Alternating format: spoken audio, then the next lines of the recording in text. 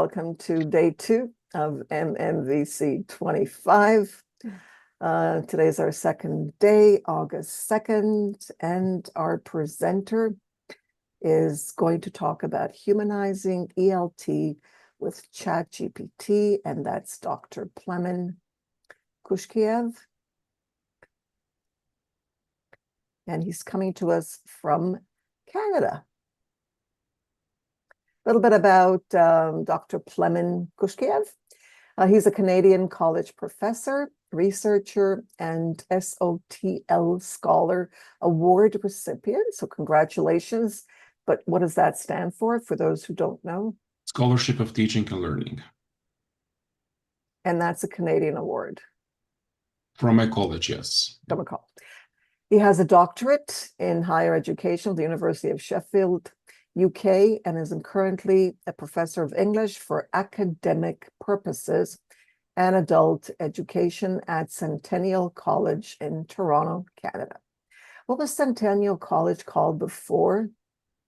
I don't think it has a different name. It's always been called like that. Always Centennial. Yeah.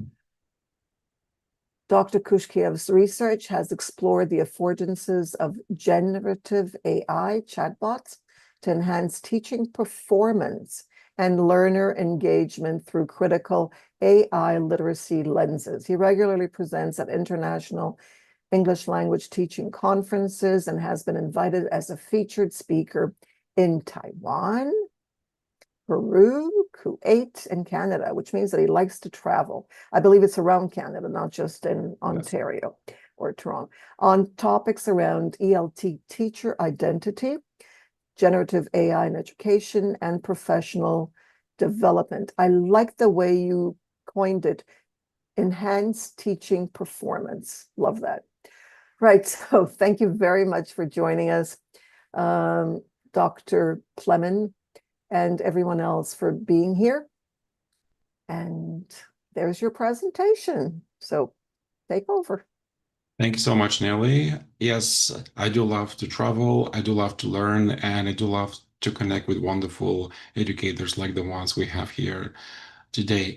This is a topic that I'm still surprised with myself that I have the audacity to talk about in front of an audience, but I've done several presentations on these topics, which I turned into a formal research study. So I've been thinking about humanizing my classes, which doesn't mean that I had dehumanized my students or my classes.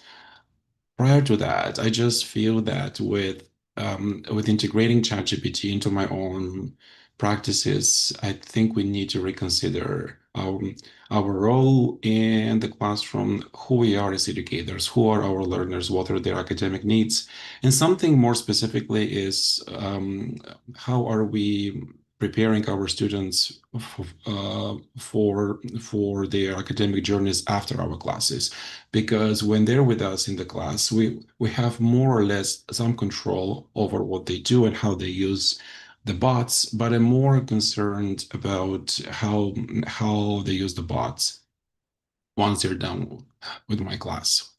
So over the course of the next 40 minutes or so, I would just tell you what I think we are currently in terms of generative AI use in English language teaching. As I said, I will explain how I understand humanizing English language teaching approaches. I will show you 3 different critical AI literacy frameworks that I have drawn upon in my study and in my work in teaching. I will tell you just very briefly about my study context, and I'm going to end my presentation with some strategies that hopefully you can transfer to your own context.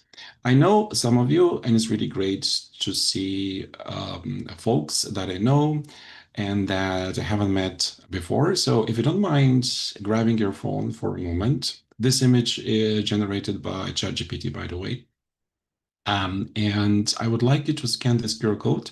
This is Slido. I don't know if you've ever used it, but it's quite nice because you can integrate it into your PowerPoint presentation. So you can just scan this QR code and you can tell us what is your current academic role?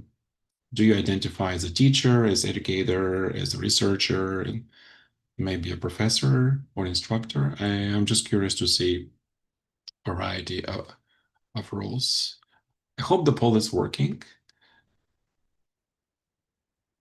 Yes, I can see two folks there. Oh, okay. Great.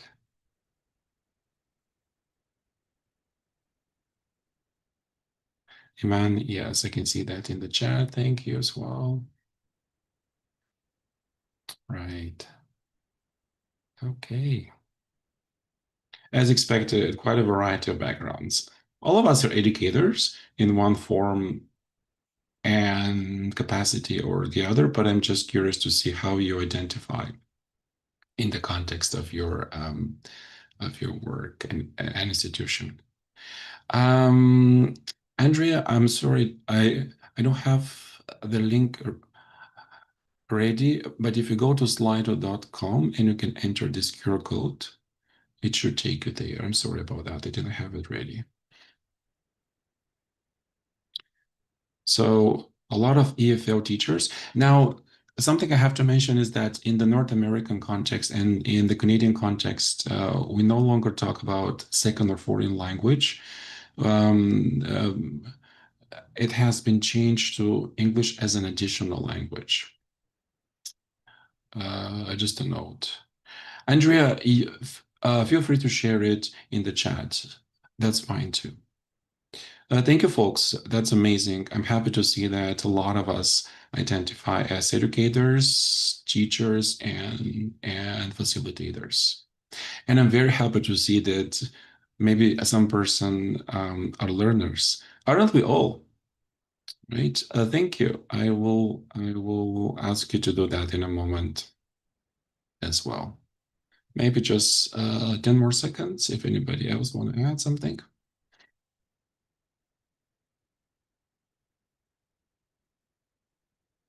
Teacher of Turkish, I guess. Great. Thank you, a support person, mother, newcomer, and a creator. Thank you, folks. I will just move on in a moment. Assistant teacher. All right. Great. Thank you, guys. Um, as Nelly said, I facilitate. I no longer say that I teach because I like to think of myself as a facilitator and adult educator, but I work with students who are new to Canada.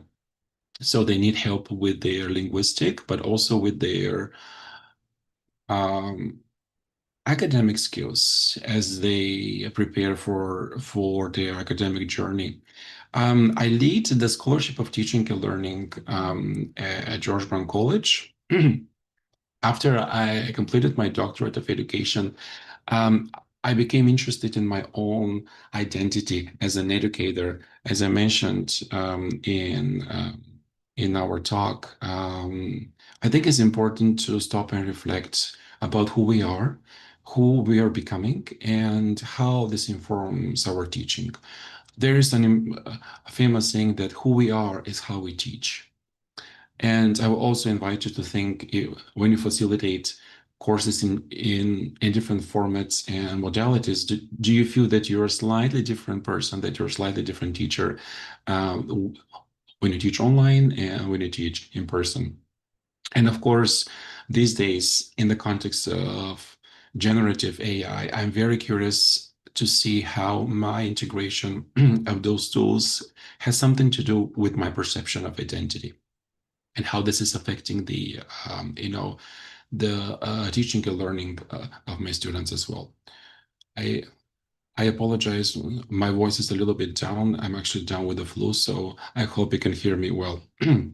So what I think about the current moment, I think we are well aware of the affordances and the capabilities of the bots. I think we can all recognize that those bots have the potential to transform our practices when ethically and methodologically integrated into our classes.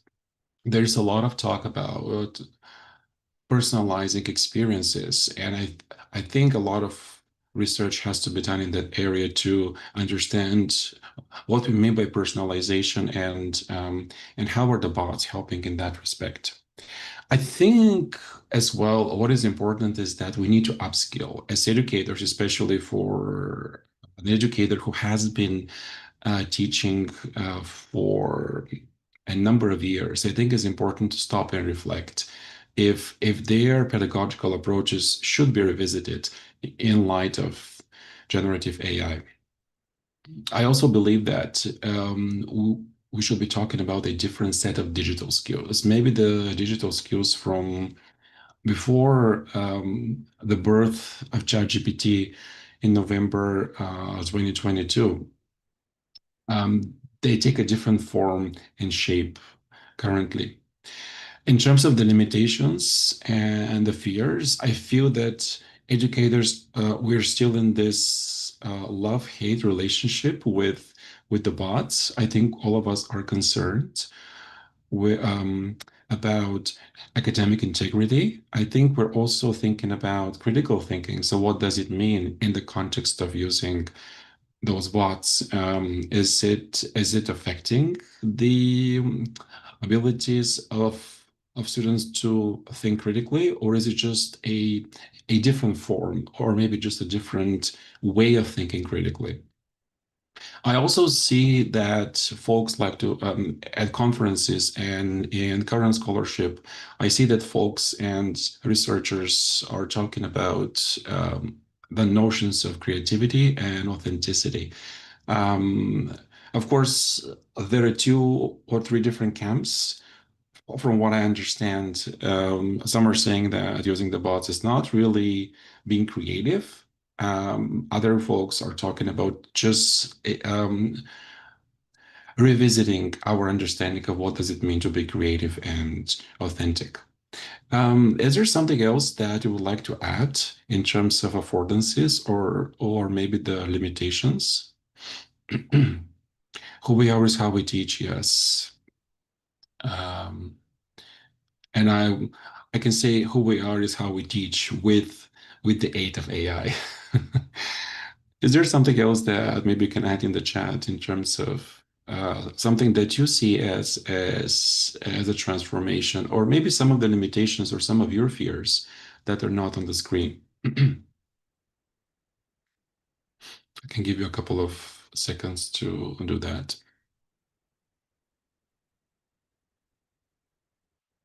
Automation, yes. You mean for teachers, maybe automating tasks such as generating quizzes, I guess. You can also think about the limitations in your own fears as educators. I'm sure that you have different opinions about uh, the bots. Also for students, absolutely, yes. Both, for sure, yeah. This is one of the things that I will mention as part of my research. Maybe another one if you have.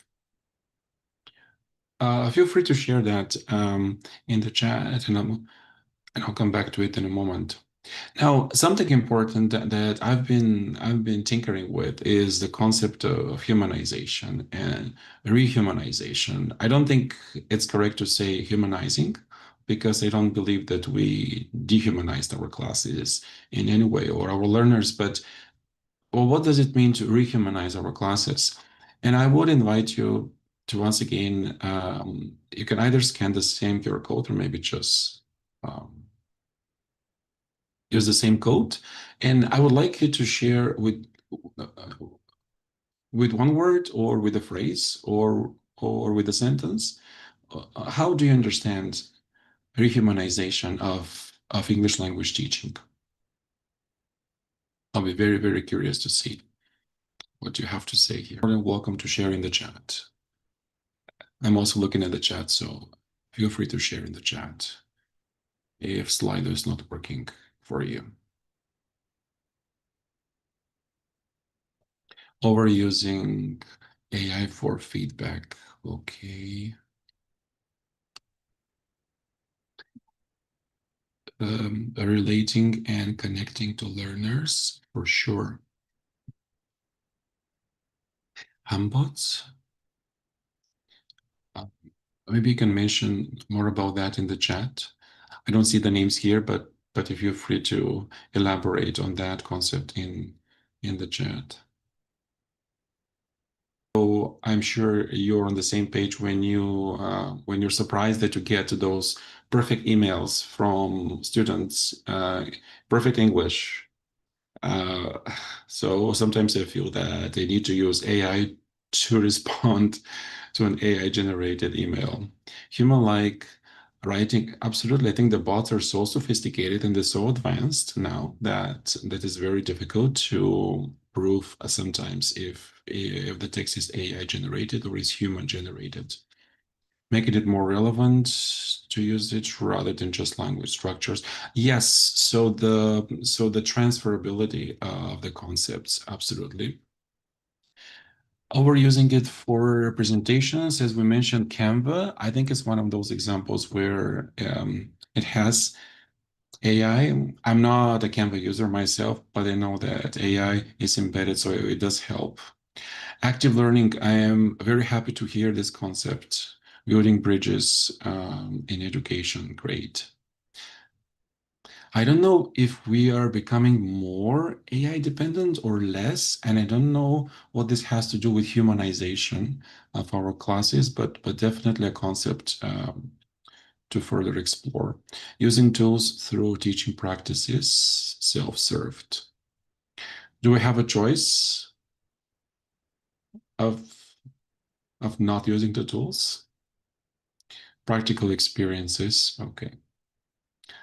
Excellent ideas. I'm very happy to, and I think I need time to think about all of them, but definitely we can expand on that. Thank you, folks. Those are amazing. Using audio rather than our own voice. Oh, yes. Oral skills, machine reflections. There's so much going on. Pretty much every single aspect of our practices now should be revisited, I guess. Human-like answers. I don't know what we mean by human-like and less human-like. Honestly, I've also been dabbling with that concept of what does it mean to be a human teacher. And when you're actively integrating the tools into your practices. Thank you very much.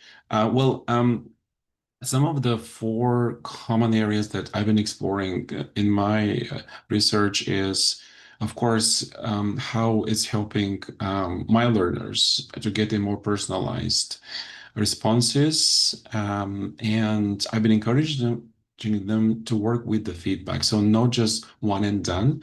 I'm trying to cultivate this mindset that the answer is not the end of your interaction with the bot, it's the beginning of your interaction. So it's important to see what you do with the output, to analyze it and to further prompt the bot in a way that it generates the response that you think you need.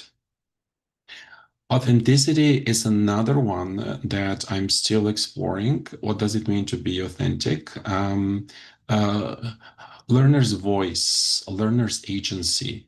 When you're in the position of prompting the bot and you are actively engaging with the output, where does this position you as a learner? Where is your agency?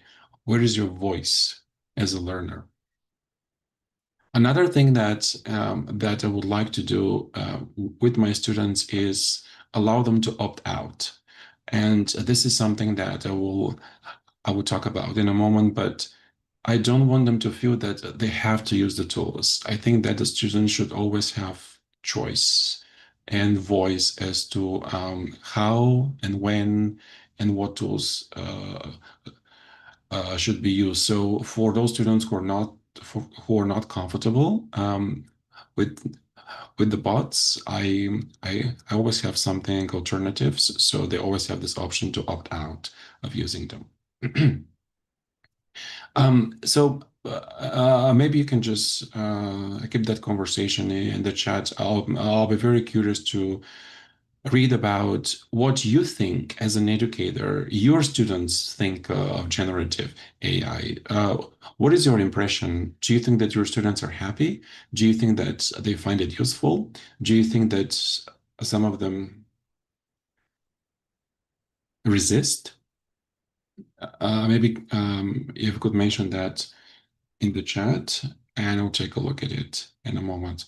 Now, for my students, to be honest with you, I'm sometimes surprised that I don't get the positive response when I am so excited about a particular tool and I have considered it pedagogically. So I have thought about it very carefully, how it supports learning, how it addresses the learning outcomes of the course. And then when I tell the students or I show them how I think they should use the bot to help them with a particular grammar skill or system, they're not that excited. I don't get the reaction that I was hoping for, especially for in-person classes. I sometimes get this reaction like we we're in person. We want a human teacher to tell us, like, why are you sending us to the bot? Why are you asking us to interact with the bot? Um, did you get a similar reaction? Hiding behind it, they find it hard to admit. Nelly, yes, and this is something that I will mention, but I find that having like open and candid conversations with them, just asking them casually, "Hey guys, what bots are you using? Can you share with us what you like about those bots? Like when you're not coming from a punitive stance, when you're not after them, right? When we avoid this gotcha moment, but more like to see, okay, can you share with us your experience and maybe we can all learn from that. Maybe we can agree on how to use those bots. Some of them I think at the beginning of the course, maybe when they don't have this maybe a safe space to share, but I find it that as the course goes on, they are just a bit more likely to open up and just talk about their experiences. I find it. Of course they do. They need to know about it and how it can help them. Many do use it so without really using it critically. That is the problem, and this is why I'm very open about that in my classes from the beginning of the course. I tell them how I use the bot. I tell them which of the course content is AI generated, and I send out informal surveys. So I'm very open about my use, and I kind of tell them, using it is not a problem as long as it doesn't contradict with the policy of the course or the institution. It's about how we use it critically. It's like cheating, yes. Great. Now AI literacy is something that I have been exploring for myself. I think we need to develop our AI literacy as educators, and through that, we can instill that idea in our learners' minds that, as you said, it's not about opening ChatGPT and just giving it have a sentence prompt and then you just copy paste the output. I very much like to recommend this book by Joshua Pace and colleagues. It's not a long one, but it's very practical. It's very hands-on. So these authors conceptualize critical AI literacy as the ability to understand, evaluate, and ethically use artificial intelligence, recognizing its capabilities, limitations, and societal impacts. Another framework that has helped me make sense of what it means to be literate in terms of AI is Melanie Hibbert's. I think she's of Columbia University. You may recognize this as borrowed from Bloom's, but I think it's also useful to think about where we stand in terms of our interactions with the bot. Do we just use it to understand how it works? Are we applying it? But also, are we analyzing the output? Are we making sense of its capabilities? Are we thinking how to improve our own abilities to prompt the bot? That is correct. I don't know if you have created bots before. I have tried. Now, ChatGPT, as far as I know, still doesn't allow you to do that. But there are so many bots out there. I believe there are nearly 30,000 bots now. So I haven't been that encouraged to create my bots, but rather to stick with one or two bots that have been useful, and I really want to learn more about how they are being updated. You may have seen this. This is the AI competency framework for teachers that was introduced by UNESCO last year. So in my context, in my research, I've been interested in how the integration of bots can influence my pedagogy. At the same time, I have started to consider the use of the bots as part of my teacher learning. I think that understanding and evaluating and finding the pedagogical reasoning to integrate the bots is part and parcel of our own development as educators. So I would encourage you to maybe take a look at UNESCO's framework. It's a really useful way to look at AI literacy in a critical way. So I conducted a study with my students in two public colleges in Toronto, Canada, between last summer and this winter, 2025.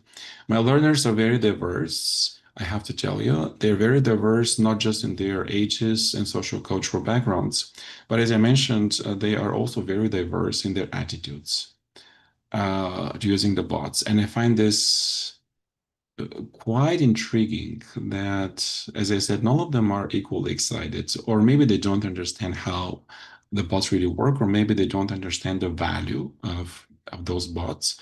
A lot of them think of the bots as being synonymous for cheating.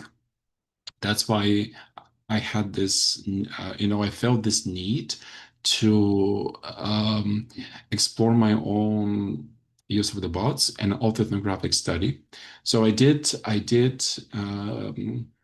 wrote reflections in my teaching learning journal, but I also interacted with ChatGPT as my reflective partner. I was actively asking ChatGPT to give me feedback on my ideas.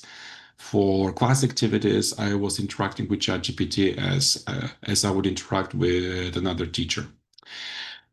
Very briefly, I have conceptualized three different ways or three different avenues through which I started to reconsider the rehumanization of my classes. So it was my own interaction with the bots, how to engage the students as active collaborators in the process. And very important is to reflect on issues around ethics, access, and accessibility. And I would just tell you about this. Thank you, Mohira. Well, first of all, I don't know about you, but I don't often get the opportunity to talk with teachers about my own experiences, or maybe the teachers don't want to share what they have done, or maybe they think that I know more about that. So I said, okay, ChatGPT is available. Let me try to approach it as my reflective partner, as my critical friend. Of course, I take it with a grain of salt that the bots, they are people pleasers. So everything you tell them, they will say, yes, yes, this is great, amazing. So I actually prompted ChatGPT to not flatter my choices, but actually to help me think further and deeper about what are some of the things that I could change. And then through that, I was gradually encouraging my students to approach their interactions with the bot as a critical friend. instead of like a very advanced Google, I would encourage them to approach them as somebody who is like a tutor or a more knowledgeable author, if you follow Vygotsky. This has helped me to revisit my teacher's role. It has helped me to think about who I'm becoming now in this classroom when I'm using the bots, and so are my students. And also, it has helped me to think about the position of power as a teacher. Am I telling my students not to use the bot? Am I forbidding them? Am I encouraging them to use the bots? And while doing that, I was developing my own ability to understand the pedagogical significance of ChatGPT. So I send out informal surveys at the beginning of the semester, anonymous ones. I just said, would you please share if you have used any bots, what are they, and how you use them? And the students were very open about them. I also like to have informal conversations, maybe in break time, even in class. And as I told you, when they feel that you're not after them, when they feel that you're not asking them to have this gotcha moment, to penalize them, they will open up, right? When you model ethical use of the bots yourself as an educator, I think it sets a very good example for the students.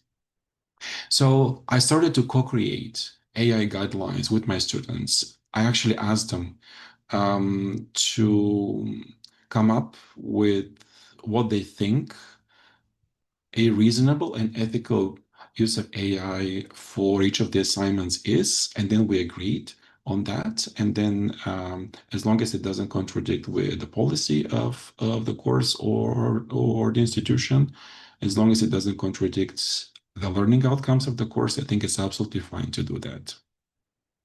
So this helped us to move on from submitting assignments and trying to sneak in an answer that is AI generated into more process-focused assignments. So we were, all of us are very curious to see if they use the bot, this will help them further their thinking, if they will get a higher mark.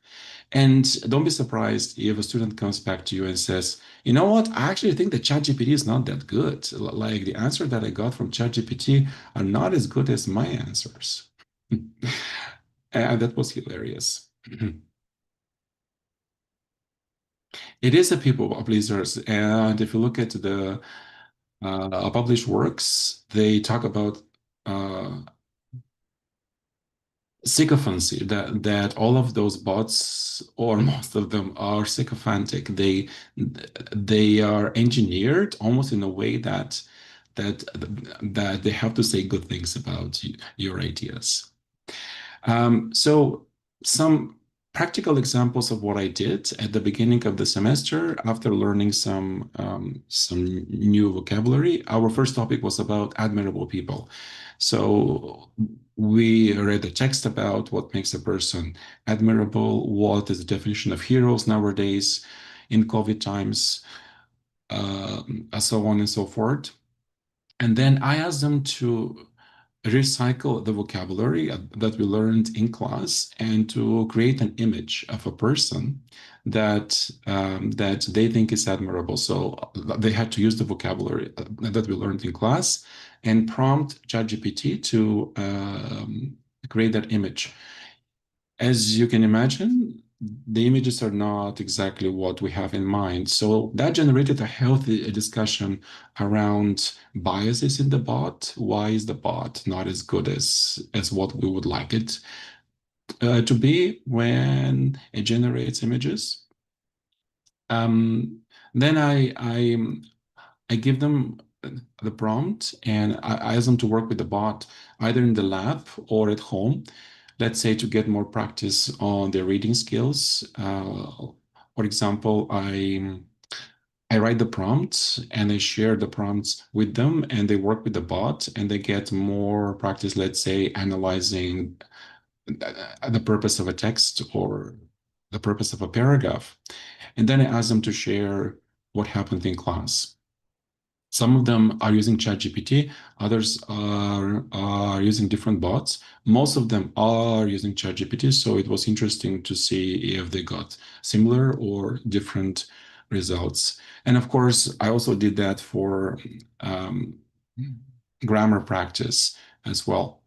Towards the end of the semester, I started to talk a little bit about prompt engineering, very briefly, like not very sophisticated talks, but just what makes a successful prompt.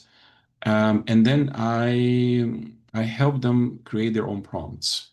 As I told you before, I'm very interested in helping them transfer that skill outside of my course.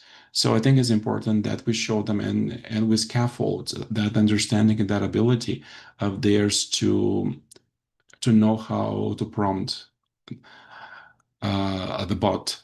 I don't know if you will agree with me. Maybe Nelly, you can help me here. But now I see that some researchers are saying that we don't really need to know prompt engineering now because the prompts are so sophisticated. Sorry, the bots are so sophisticated and so advanced that even when the prompt is not that good, it still generates a response that we want. I still feel that prompt engineering is a vital skill and it's part of our critical AI literacy, right? But it also helps us analyze a lot of the biases that are embedded in the training data of those bots. And finally, a couple of words about access and accessibility. I don't know in your context, maybe you can share that in the chat, but not all students, like even in Canada, where we are privileged to have access to different technologies. Sometimes when I ask the students to download or use a bot, it just doesn't work on their device. So my assumption is sometimes wrong that all the students have access to phones that can support the proper use of that, but that's not always the case. The other thing is the attitudes of the students. Now, I'm somebody who is very excited about this topic, and I think that absolutely AI can be transformative, but not all students agree with me. And when I talk about that, the students they squint their eyes a little bit and say, "Are you talking about cheating? Because ChatGPT is is about cheating. Like, why are you encouraging us to cheat?" Right? So trying to shift that mentality from using the bot as a cheating tool to something that is always there and you can always use it even when we're done with the course. This helps us understand what we mean by being ethical and moral in our use of those tools. And you can share in the chat if you want, but our our college doesn't really have a policy of AI. It has a set of guidelines that say that, well, you're the professional and it is context dependent, so it's up to you to make decisions about using the bots or not using them or using them with care. Feel free to share if you have a policy. And I think that a lack of a policy is actually quite good because now is the moment to be playful, to experiment, and when we learn, because when there is a policy, it can be restrictive. It can be limiting, but when there are only a set of guidelines, I think it creates a further ground for us to see how we can shift that attitude and way of thinking. Go Gemini, yes. And finally, what I think some of the implications for you folks and for everybody who is interested in this topic is I I'm coming to you with this idea that critical AI literacy is a process that is continuous, that is reflexive. So it makes you take an introspective look as to where you stand in terms of the use of AI, and it makes you analyze the pedagogical reasoning and justification.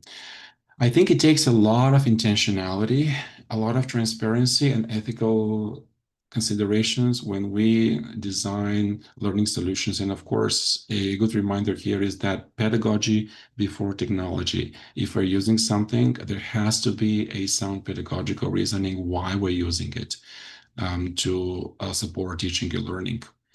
I think it's very important that we consider our teacher's role. I would encourage you to maybe think about how how you would think of yourself as a teacher before and now that you're actively using AI, or maybe you're resisting, or maybe you're partially using it, and why. I would also encourage you to think about who are your students. What is their role now? Where do you position them on the continuum of learning in terms of using the bots? And of course, ChatGPT and similar bots can supplement. They can enhance our teaching, and perhaps they can help us remember that we're working with students, and those students are humans, and humans are different.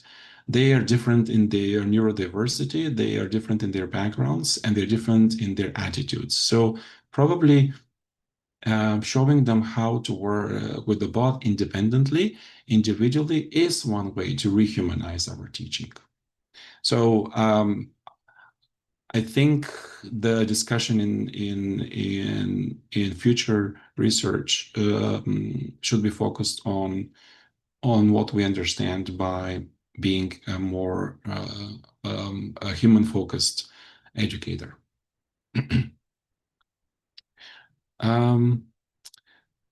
These are some of the references that I have used. Feel free to connect with me. I'm kind of active on LinkedIn these days. I'm more than happy to answer any questions. I'm more than happy to address any criticism, and I'm more than happy to learn from you. So thank you. I can move on to this slide. Where Nelly, I guess we can talk about what is important out of this presentation, or what we can all focus on. Yeah, you've done an amazing job. Thank you. What I did was I added a forum, a discussion forum on the Moodle, and I think you'll find it interesting. If you could answer it as well, either relating to the presentation, and I think that would be helpful too. If you can add the whole presentation and then express how you feel about it, maybe get a summary of it, and then reflect on it, and then ask ChatGPT or any other bot to be a critical friend. I think that's an amazing task that everybody can benefit from. And ask it to be a critical friend, which is what I did on one aspect. It's just one aspect, doesn't have to be your whole being, like who are you, why are you here, and what is your purpose? And that's what ChatGPT answered. But if we had to answer such a question, we would not be able to. We're not that smart. We don't know who we are. We don't know why we're here, and we don't know well, most of us don't know very clearly those questions. However, I just asked it, I mentioned, we talked about feedback, and I wrote some, ChatGPT knows me from from our conversations, of course. And it said that, all the good things, and it says to be critical, maybe your feedback you should give, because you teach so many people, maybe your feedback should be one-on-one. And then I corrected it and I said, well, my feedback is one-on-one, and I do it right away. And then it gave me, a really helpful suggestion. And the suggestion, just to give a summary, which is there in the Moodle, is how are they using it? It's great that you're doing this, Nellie, but what are they doing with it? Almost like a human teacher would, right? I thought that was brilliant. I mean, would you tell me that? Would you tell it to my face? You know, um, I don't know. Yeah, And, absolutely. and that's perfect. And I don't know. So it gave me suggestions on how to do it. So, it can, like you said, and you've made it, you did it beautifully with your suggestions to reflect and to see, but to give it a try and really ask it to be critical of whatever you say every once in a while to get some feedback and Yes, yeah. I just wanted to add something now. I work with teachers, and not all of them are equally excited about this, and I understand where they're coming from. And to be honest with you, in my institution, I am considered AI expert, and I said I'm not really, but and the teachers they are afraid to share with me because they have this impression that I'm so advanced in my proficiency of using the bots, and I said and and I just told them I would like to hear from you where you're coming from. So having this open conversation and really share is what we should be doing as educators, but this is not always the case. And if you allow me, there is a question from Iman. I don't know if we have a moment about adequate advice. Iman, as as we discussed, those bots are still biased. I remember I did a talk a couple of weeks ago in the Emirates, and we were talking about Arabic. And I asked them if they have tried a bot with Arabic. It does recognize modern standard Arabic, but it doesn't really recognize different Arabic dialects. And it also doesn't mean that it can understand, the regional specifics of that. So I don't think that those bots are quite there yet. But when we work with them, we're actually training them. So maybe that is another thought. I think another problem is money. I think that if you subscribed, for example, to ChatGPT, you'll have higher level and deeper level of feedback, of comments, of conversation than if you, use the free version. And I'm really sad about that. I'm using the free version because I want to be on the same level playing field as my students. I don't want them to feel that I'm using something a bit more sophisticated than they are. I think the free version is doing a good job still.